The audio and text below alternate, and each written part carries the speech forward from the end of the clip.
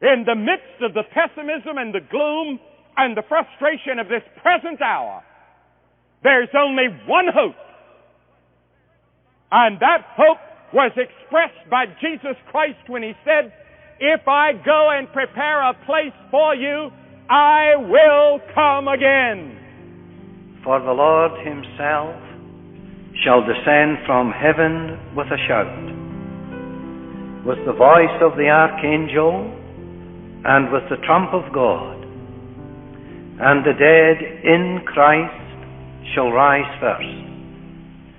Then we which are alive and remain shall be caught up together with them in the clouds, to meet the Lord in the air.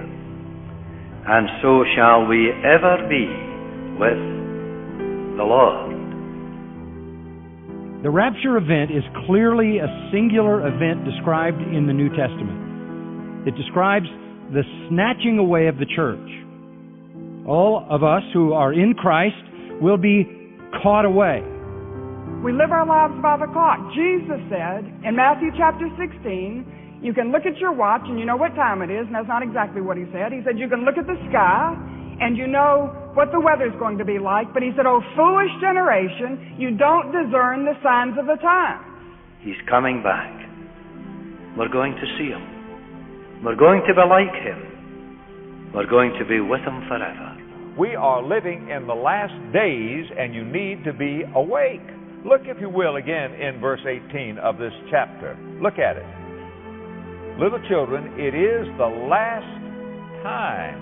Now, we are living in the last days, beyond the shadow of a doubt. These are the last days. You say, "Well, Pastor, how do you know they were the last days?" Because they were the last days in John's time.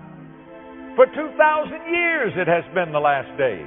As a matter of fact, this passage may be translated the last hour.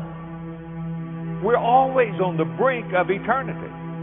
It is sown in corruption, it is raised in incorruption. It is sown in dishonor, it is raised in glory. It is sown in weakness, it is raised in power. It is sown a natural body, it is raised a spiritual body. One day the hall will be empty. The believers will be raptured home. What an awful thing it would be if you were left behind, and mother and father and grandfather and grandmother, or even your wife or husband would be gone. You'd have an empty home. Now, the signs of the times are all around us.